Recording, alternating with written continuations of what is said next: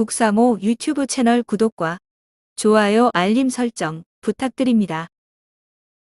네, 도봉구 출신 김재섭입니다.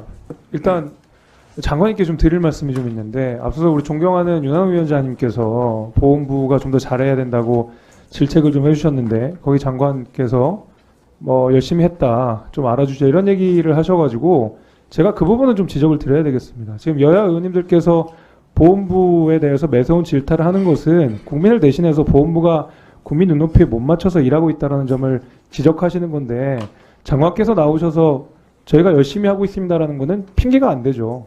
열심히 하는 거는 국민들이 알아주시는 것이 장관이 할 얘기는 아니라고 생각합니다. 어떻게 생각하십니까? 네, 겸허히 받아들이도록 하겠습니다. 네, 저희같이 국민 세금 먹고 사는 사람들은 그러면 안 되잖아요. 그래서 국민들께 눈높이에 맞는 그런 행정 해주시기를 부탁드리면서 질문 드리겠습니다. 이 유공자들 유족 범위에서요, 예를 들면은 여러 가지의 층위의 여러 가지 형태의 유공자들이 있는데, 그 가운데서 어떤 유가족 같은 경우에는 형제 중 1인만 보훈 대상을 받게 되는 이런 경우들이 있습니다. 알고 계십니까? 네, 알고 있습니다. 예, 그거 예를 들면 같은 부모 아래에서 나온 형제가 누구는 뭐 형이라는 이유로, 누구는 뭐 먼저 신청했다는 이유로 보훈 혜택을 일방적으로 받는다 그러면 좀 불합리한 거라고 생각하지 않으십니까? 그런 부분이 있을 수 있습니다. 그렇죠. 그러면 네. 그 부분에 대해서는 좀 시정을 해주셔야 되겠죠. 왜냐하면 형제들끼리도 늘 상속 문제나 이런 것 때문에 갈등이 생기고 그렇게 되는데, 정부가 나서서 당신들 중에 한 사람만 합의해가지고 가지고 와라, 여기만 보훈해주겠다라고 하는 것은 정부가 나서서 형제들 간의 분란을 조장할 수 있다는 점을 저는 기억해 주셨으면 좋겠습니다. 유족에게 우리가 보훈 대상으로서 인정을 하는 것은 충분히 그 자녀들에게도 손자녀에게도 유공을 나누겠다라는 거 아니겠습니까? 그렇기 때문에 그런 형평성에 어긋나는 문제들은 보훈부에서 좀 잘 챙겨줬으면 좋겠다, 이런 말씀 먼저 드리겠습니다. 네. 자, 그 다음에는 이제 슬라이드 보면서 이야기하겠습니다. 요거는 저 한의 진료 관련된 뭐 데이터입니다. 보시면은 이 건강보험 청구권 중에 44%가 65세 이상이라는 것입니다. 그리고 오른쪽 표를 보시게 되면 60대 이상이 이 한방 외래진료 서비스에서 만족도가 약간 만족과 매우 만족을 합치면 90%가 넘습니다. 이 두 표를 요약하게 되면 연세가 있으신 분들, 어르신분들께서 한의학 진료에 대해서 만족하시고 많이 이용하신다는 결론이 되겠죠. 다음 슬라이드 넘어가겠습니다. 네, 보시면 앞서도 제가 오전에도 질의를 드렸듯이 이 보훈 대상자들 중에 상당수가 65세 이상의 노인에 해당합니다. 그러면 앞서서 저희가 봤던 표와 이 표를 연결하게 되면 보훈 대상자들 중에서 상당수가 한의학 서비스를 받고 싶다라는 이야기가 될 수 있지 않겠습니까? 여기 인정하십니까? 네. 예, 그렇습니다. 특히 이제 40%가 이제 70대니까 굉장히 이제 연로해지시는 분들이 많이 계십니다. 다음으로 넘어가겠습니다. 그러나 현행법상 보게 되면 마지막을 보시게 되면 한의학은 우리가 제외가 되어 있죠. 의료지원 규정에서. 그렇습니다. 그러니까 네. 보훈 대상자들 가운데서 한의학 서비스를 이용하시고 싶은 분들이 사실은 그 서비스를 못 누리고 있다, 이렇게 문제가 됩니다. 자, 다음 슬라이드 보겠습니다.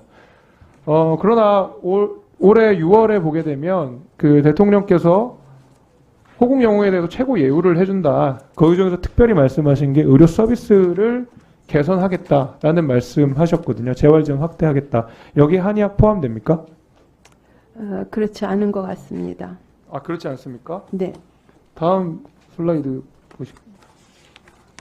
한의학과 검토를 하시겠다고 보도를 내셨는데. 네, 현재 4개의 보훈병원에서 한의과가 진료 중에 있지만 이것이 이제 다 많이 확대되는 거를 지금 말씀하시는 거라고 생각합니다.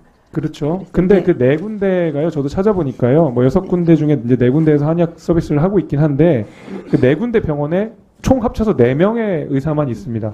근데 추가적으로 이제 위탁병원까지 하는 경우에는 63개 68개 위탁병원에서 아, 충분하다고 생각하십니까? 충분하지 않을 겁니다. 예, 네. 예, 저도 뭐 충분하지 않다고 생각하고요.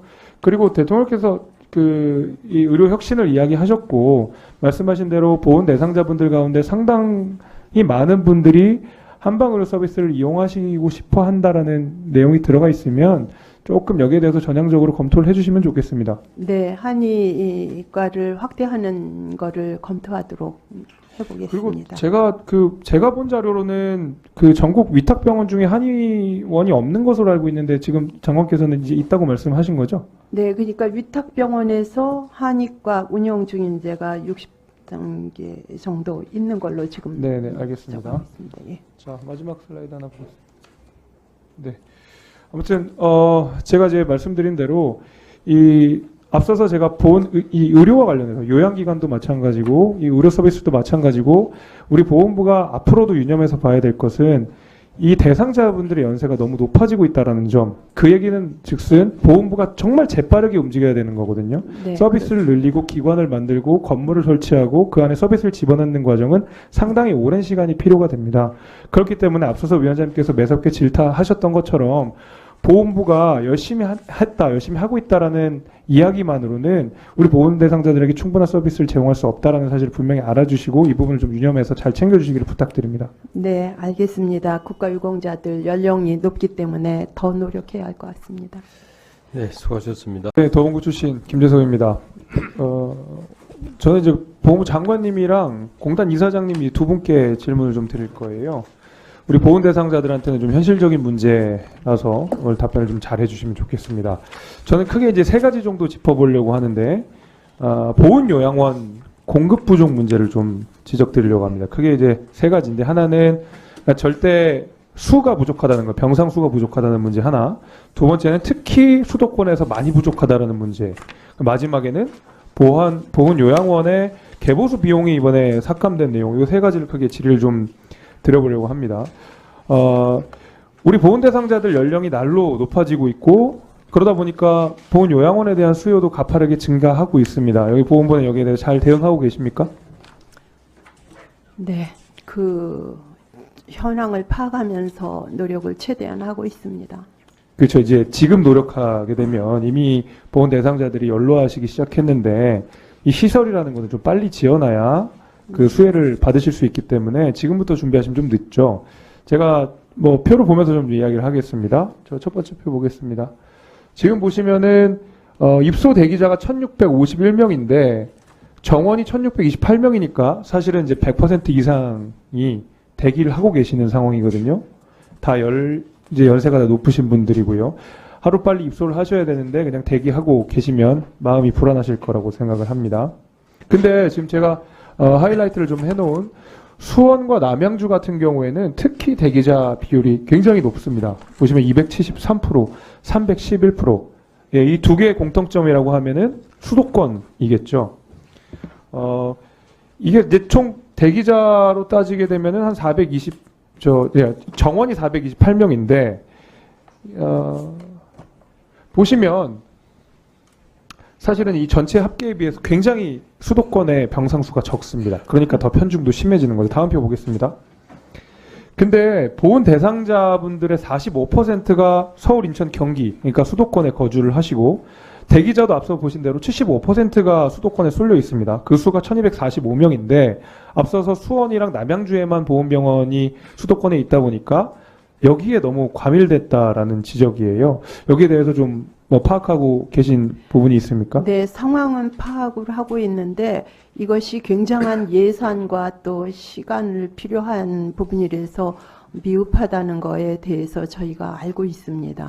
그러니까요. 이게 시설이 부족하다라는 것은 넉넉하게 우리가 미리 예측할 수 있었던 이슈라고 생각하거든요.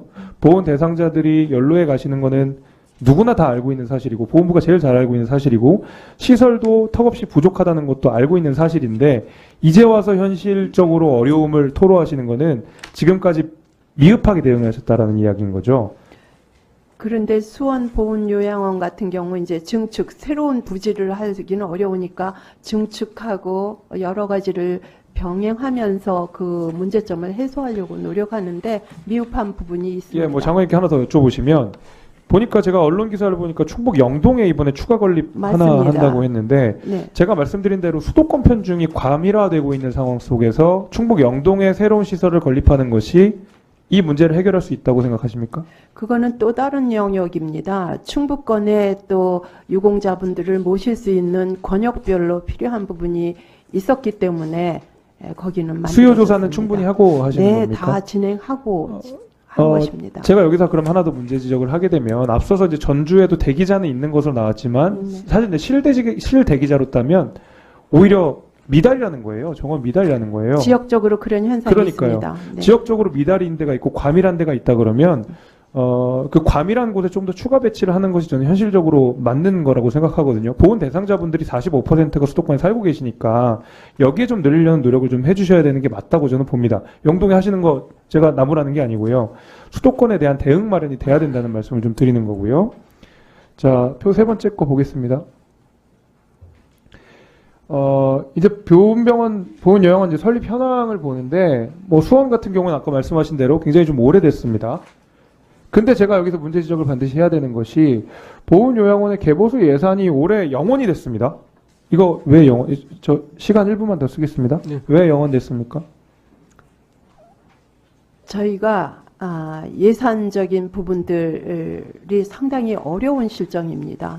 네, 예산 확보도 어렵고 각각의 그 기관에서 가지고 있는 것도 어려워서 이렇게 나타났습니다. 물론 제가 현실적인 예산의 어려움은 어느 부처나 다 호소하는 이야기인데 사실 보훈부 예산은 작년보다 한 2,300억 정도 늘었잖아요. 그런데 물론 뭐 예상 배중을 잘 장관님께서 하시겠지만 앞서 말씀드린 대로 이 문제에 대한 심각성을 장관님께서 인지를 하고 계시는데 이 개보수 예산에 대해서만 특히 24년에 완전 0원으로 삭감했다는 건 제 상식적으로 좀 납득하기 어렵습니다. 그러다 보니까 다음 표 넘기겠습니다. 복권 기금으로 급하게 떼우시긴 했어요. 그래서 뭐 다행이라면 다행이겠습니다만은 아시다시피 복권 기금이라는 게 임시적이고 뭔가 체계적인 관리가 되는 예산은 아니잖아요.